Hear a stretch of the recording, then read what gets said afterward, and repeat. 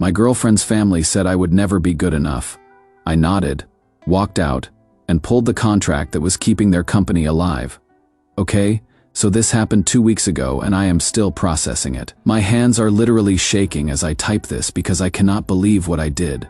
But also, I cannot believe I had to do it in the first place. I am Rico, 29, and I work operations for Qley Hospitality Development here in Austin. It is my dad Graham's company, and we have built hotels across Texas and New Mexico for the past 15 years. I actually started my career at a construction software firm, which is how I got to know everyone in the hospitality and real estate development world.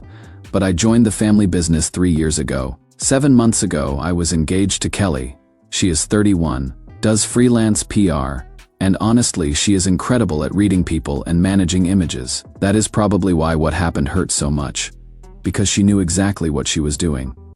Qley's parents are Randall and Bethany Hale. Randall owns Hale Millworks and Design, which does architectural millwork for hotels and corporate buildings.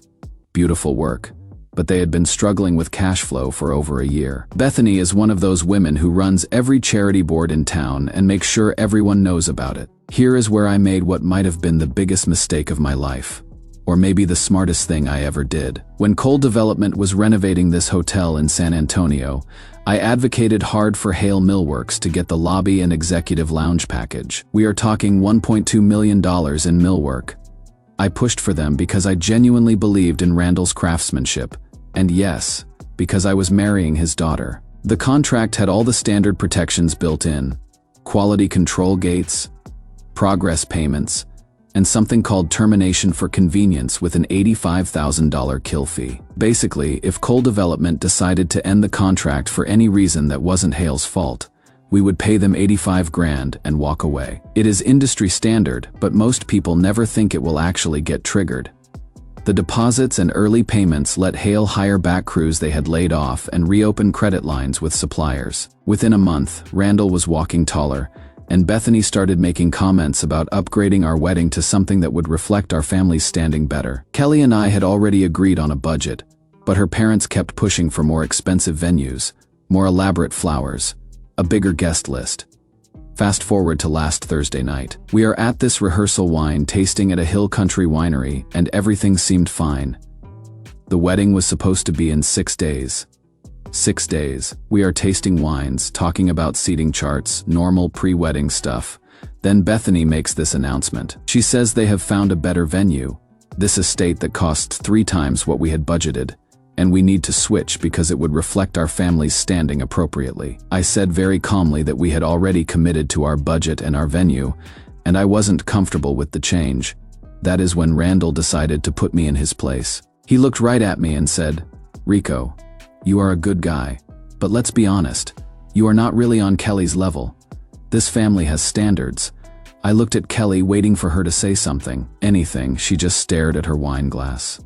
Then she looked up and said, "Maybe we should just call off the wedding." I nodded, put down my glass, walked over to the host station, paid the entire bill for everyone, and left. I didn't argue. I didn't defend myself. I just left. But here is the thing. I made one phone call from my car in that parking lot. I called my dad. I said, "Hey, remember that termination for convenience clause in the Hale contract?" There was this long pause. Then he said, "Son, that will cost us money and create a logistics nightmare. But family comes first. Are you absolutely sure about this?" I said, "I am sure." Friday morning, Qley Legal couriered a notice of termination for convenience to Hale's office. Contract terminated, effective immediately. $85,000 fee to be processed within 10 business days. By 10 a.m., my phone started ringing. Randall, Qley, Bethany. I didn't answer any of them. Our company Slack channel lit up with updates. Vendor replacement confirmed. New timeline established. Project continuity maintained. I replied to that thread with one word: received. But that is not even the craziest part. Apparently, the HOA Facebook group and neighborhood gossip network had already picked up that Hale lost a major contract. People were asking questions. The missed calls kept coming all day. I am sitting here watching my phone buzz and wondering if I just destroyed a family business out of spite, or if I finally learned how to set boundaries. What do you think? Reddit. Did I overreact? Or was this a long time coming? Update 1. Thank you all for the comments. I have been reading every single one, and honestly, your perspectives helped me see this situation more clearly. A lot of you asked about the immediate fallout. So here is what happened in those first few days. The voicemail started Friday around noon. First one was Randall. Very business. Like, Rico. There must be some clerical error with this termination notice. Call me back so we can sort this out. By 3 p.m., the tone shifted completely. Rico, the bank just froze our line of credit. We have materials on deposit and crews expecting payment. You need to call me back immediately. The Friday night voicemail was Randall again, but now his voice was shaking. We cannot make payroll without the next progress payment.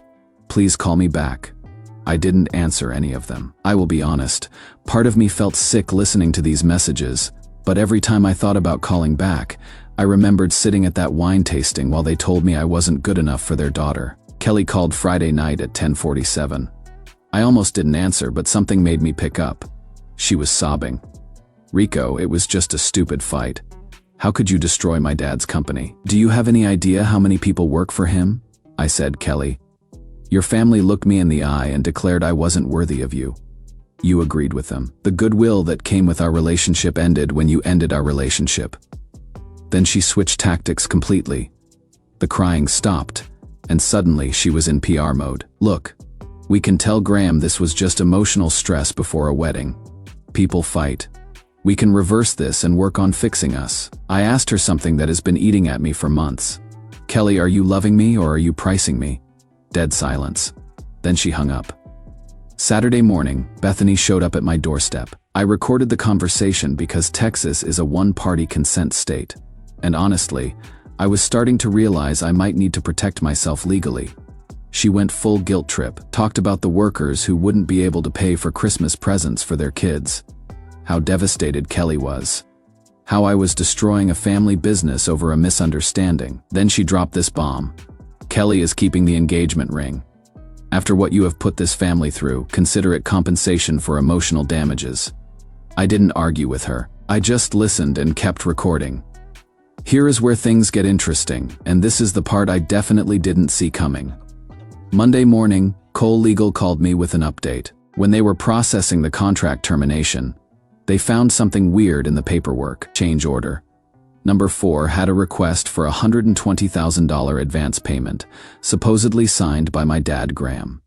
But the digital signature looked wrong. The audit trail showed some inconsistencies. Cole Legal sent a notice of potential fraud to Hale's bank and their primary suppliers. They didn't file criminal charges, but it was enough to make everyone nervous about extending credit. By Wednesday, I got an email that really surprised me. It was from Tom, who is the shop foreman at Hale Millworks. Tom's 45, been doing this work for 20 years, and he is the kind of craftsman who takes real pride in what he builds. His email said, Rico, I just quit. Randall told me to downgrade the wood grade for the next material shipment to save money. It will not meet fire rating specs for public spaces, and it definitely will not meet the quality standards in your contract. I cannot put my name on substandard work. Thanks for believing in us when you advocated for this job. Sorry it ended like this. I stared at that email for a long time. This wasn't just about a broken engagement anymore. This was about a man who had been doing honest work for decades having to choose between his integrity and his paycheck. I forwarded Tom's email to Cole Legal and copied our owner's representative on the San Antonio project. I didn't post anything on social media. I didn't tell anyone except my dad, but I knew this information needed to be documented. The missed calls from Qley's family stopped after Wednesday. I think they finally realized I wasn't going to answer. Reddit. I am starting to think this goes way deeper than just wedding drama. What would you do with that information from Tom? Update 2. Holy shit, you guys. I mean, excuse my language, but I honestly did not expect things to escalate like this. Your comments on the last update really helped me understand that I was dealing with something bigger than just hurt feelings. So thank you for that perspective. First, let me address the character assassination campaign. Because that is exactly what it was. Bethany went full nuclear on the neighborhood gossip network. The story she has been spreading is that I am a controlling, vindictive man who used a business contract to punish Qley for standing up to me and not letting me dictate her family's financial decisions. According to her version, I am some kind of manipulative monster who destroyed an innocent family business because my ego couldn't handle being told. No. Here is the thing though. While Bethany was busy spinning her narrative on Facebook and at her charity board meetings, Qley Development maintained complete professional neutrality. When industry publications asked about the contract termination, our only statement was, contract terminated for convenience, per standard terms. Replacement vendor engaged, project timeline maintained, no further comment. The contrast was pretty stark. On one side, you had emotional drama and accusations. On the other side, you had professional documentation and business as usual operations. People in our industry noticed the difference. Meanwhile, Tom's information opened up a whole can of worms I definitely wasn't expecting. Remember, he had told me about Randall planning to downgrade materials to save money. Well, Tom didn't just send me an email. He sent me photos of the packing lists, purchase orders, and material specifications. He also sent me documentation showing that the lower grade wood was missing the class of flame spread certification required for public spaces in hotels. I didn't post any of this online. I didn't leak it to industry contacts. I just forwarded everything to Qley Legal and our owner's rep, exactly like I was supposed to do as an employee who had discovered potential safety violations. But information travels fast in construction circles. Within 2 weeks, I heard through the grapevine that a major general contractor had quietly removed Hale Millworks from their approved vendor list. No announcement, no drama, just a quiet administrative decision. Hale's bank also moved their account to what they call special assets monitoring, which basically means they are watching every transaction. Here is where the ring situation gets really interesting. I retained a civil attorney, not someone from Qley's firm, to handle this separately from the business issues. The attorney sent Qley a demand letter for the $9,500 engagement ring, including the original appraisal documentation. Qley ignored the letter completely, so my attorney filed a claim in small claims court in most states, including Texas. An engagement ring is considered a gift given in contemplation of marriage. No marriage means the ring goes back to the person who bought it. It is pretty straightforward legally. Qley's response was to send me a 3-page email about my soullessness for suing her family while they are losing their home, and how I was kicking them while they are down. She went into detail about their financial struggles and how the engagement ring was the only valuable thing she had left. I forwarded that email directly to my attorney as evidence that she admitted having the ring and intended to keep it despite the legal demand. But here is something I did that I am actually proud of. I quietly reached out to the replacement vendor and recommended Tom and 2 other senior craftsmen from Hale's shop. All 3 of them got hired immediately. I didn't announce this anywhere. I didn't use it for social media points. I just knew these were good people who deserved to keep working. The crazy part is that Qley's family still has no idea I helped their former employees find new jobs. They are so focused on painting me as the villain that they cannot see I am actually trying to take care of the people who got caught in the middle of this mess. 2 weeks ago, I was driving through their neighborhood to visit a friend, and I saw something that honestly made my stomach drop. There is a for sale sign on the Hale family lawn. Yesterday, I received a cease and desist letter alleging tortious interference with Hale's business relationships. It came from some strip mall law office I had never heard of. Clearly a template someone downloaded from the internet. Qley Legal's response was beautiful in its simplicity. Reference contract clause. 14. Termination for convenience. No legal basis for interference claim. Standard business practice per industry norms. Reddit. I keep waiting for someone to tell me I am the asshole here. But everything that is happening seems like natural consequences of decisions other people made. Am I missing something? Final update: this is probably my last update on this situation. And honestly, I am ready to close this chapter of my life. Thank you to everyone who has been following this story and offering advice. Your perspectives helped me stay grounded when things got really weird.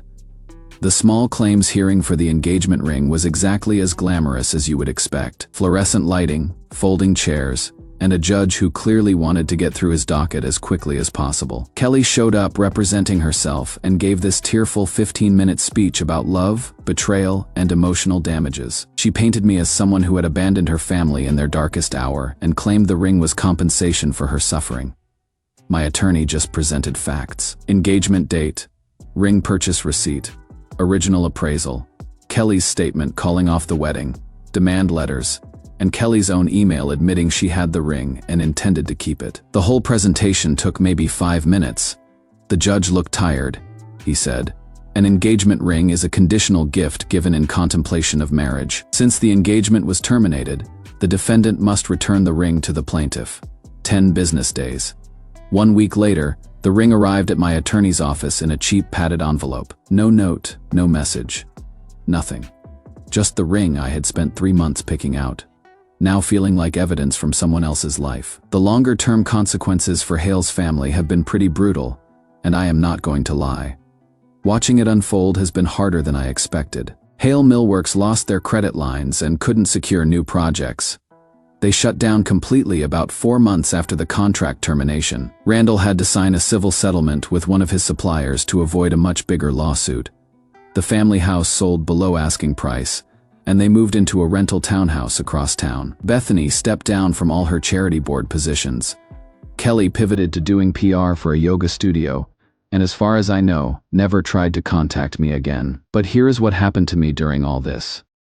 And honestly, this is the part that matters most. I moved into an apartment near Lady Bird Lake and started seeing a therapist to work through some stuff. Not just about Qley and her family, but about why I had spent so long accepting treatment that made me feel small. I stepped completely off personal social media for about 2 months. Instead of scrolling through other people's highlight reels, I started hiking hill country trails on weekends and volunteering with a local nonprofit that repairs roofs for senior citizens. There is something about physical work that helps me think clearly. Work-wise, I spent 4 months leading a product rollout for a hotel chain in Denver, then came back to Austin. The project went really well. And honestly, I think the whole experience with Qley's family taught me something important about professional boundaries and standing up for quality standards. At a family dinner last month, my dad said something that stuck with me. Family first, but also process first. You honored both. I just nodded. I didn't feel triumphant about it, just steady. Last week, I stopped by the San Antonio Hotel to see how the lobby renovation turned out. Tom and the new millwork crew were just finishing the installation, and the work looked absolutely beautiful. Everything to specification, everything built to last. I got a text from an unknown number while I was standing there. "Thanks for the referral, it was Tom." I texted back, "Do good work." Walking out of that hotel lobby, I realized something. Qley's family told me I would never be good enough for their daughter. Turns out the only thing I needed to raise was my boundaries. I am doing fine now. Better than fine. Actually, sometimes the best thing someone can do for you is show you exactly who they are when they think they have power over you. Thanks for listening, Reddit. Take care of yourselves.